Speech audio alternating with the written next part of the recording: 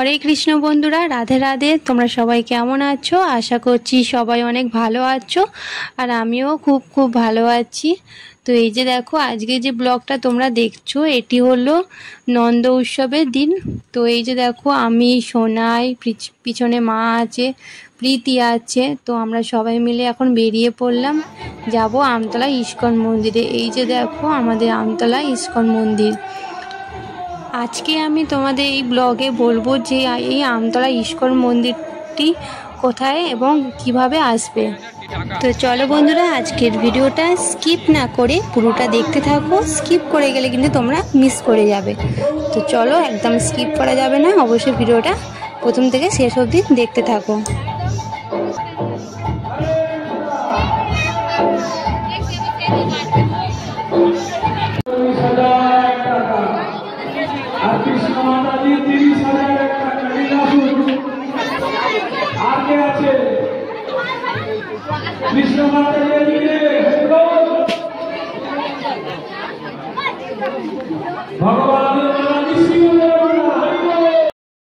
এই যে দেখো, এটা হলো আমতলা ইস্কন মন্দির।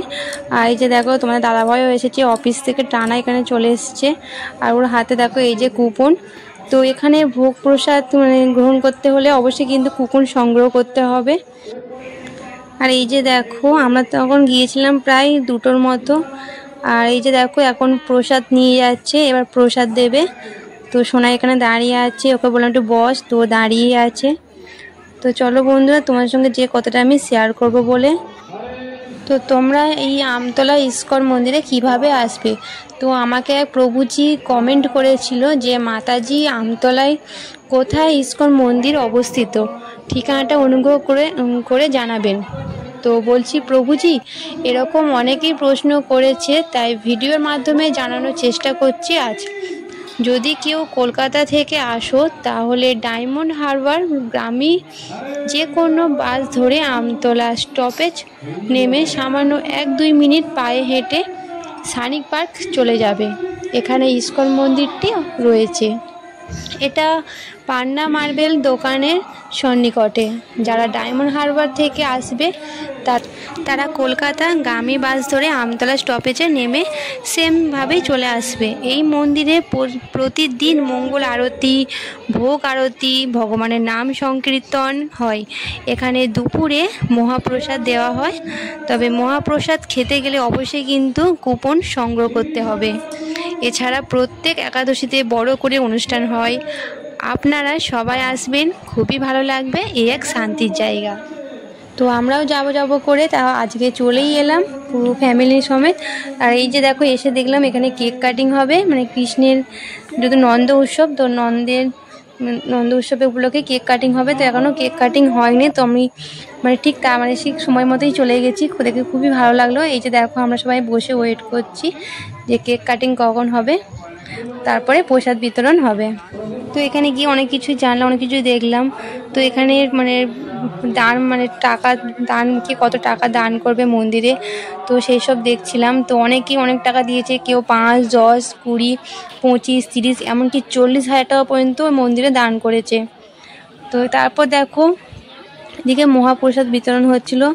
এই যে দেখো আমাদের আমতলা ইস্কন মন্দির। তো আমরা এখন যেহেতু কুপন সংগ্রহ করেছিলাম আমরা, তো এখন আমরা লাইনে দাঁড়িয়েছি। এই যে দেখো, প্রত্যেকের হাতে প্লেট।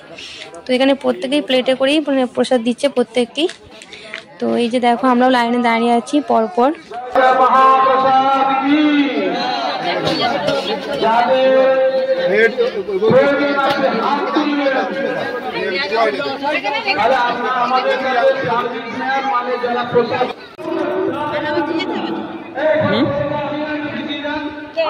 তো এখানে দেখে নাও, এখানে মহাপ্রসাদে কি ছিল। এখানে ছিল খিচুড়ি আর পোলাও, বাসমতি পোলাও, আর ওটা ছিল কাবলি ছোলা আর সিমুই।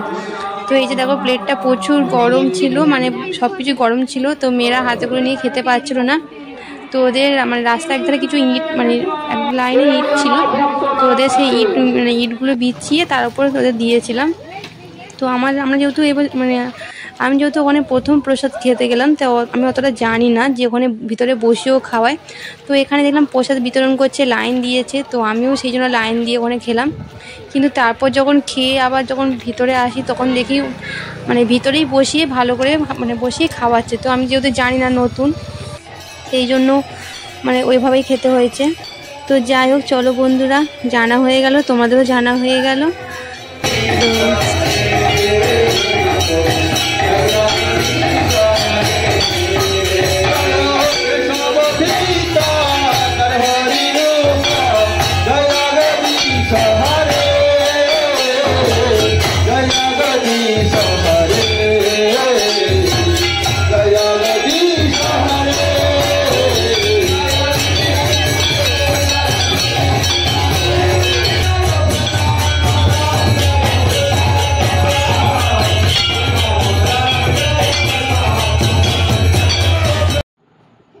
তারপর এই যে দেখো বাড়ি ফিরে সোনাই বললো মা খিচুড়ি খাবো। ওকে বললাম ঠাকুরের প্রসাদ তো খেলি, তো বললো না মা আমি তোমার হাতে রান্না মানে তোমার হাতে খিচুড়ি খাবো। তো মেয়ে তো প্রচুর বায়না করছিলো, সেই জন্য কী করবো, রাত্রিবেলা আবার মানে বাড়ি ফিরে আবার রাত্রিবেলা খিচুড়ি করে নিলাম, গরম গরম নিরামিষ খিচুড়ি। আর যেহেতু মেয়েরা তো ঝাল খাবে না, তো সেই জন্য তো খিচুড়িতে আমি একটু ঝাল দিতে পারবো না, কিন্তু আবার ঝাল না দিলে আমার আবার একটু ভালো লাগবে না। তো সেই জন্য আমি দেখো এখানে দেখো আমি আলাদা করে একটু আলু কষা করেছিলাম ঝাল দিয়ে। তো সেটাই আমি এখন ঠাকুরের জন্য ভোগের থালা সাজিয়ে নিচ্ছি। ঠাকুরের জন্য দেখতে পেলে আমি থালায় খিচুড়ি বেড়ে নিয়েছি, আর এই যে দেখো গরম গরম আলু কষা। তো এই যে দেখো এখন আমি ঠাকুরের প্লেটটা সাজিয়ে নিলাম। এবার তোমাদের দাদা ভাই ঠাকুরকে এটা ভোগ নিবেদন করবে, তারপরে আমরা প্রসাদ খাবো।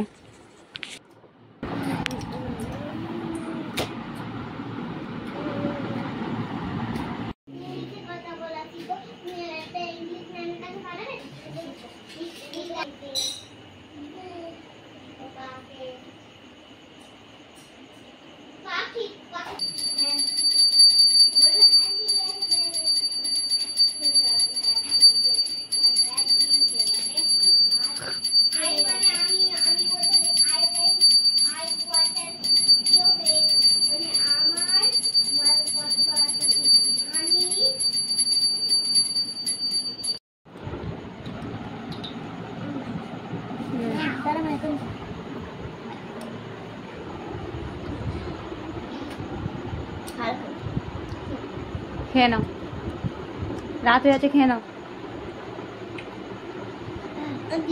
দিদি তুমি একটু করে খাও, গরম একটু করে খাও। দিদি এবার আমাকে জিজ্ঞাসা করবে ভালো খেতে। ভালো না খারাপ বলো, কেমন লাগছে? ভালো। এবার খেয়ে নাও, গরম একটু আস্তে আস্তে খাও। তুমি বলে আগে দিদি বলে ভালো খেতে।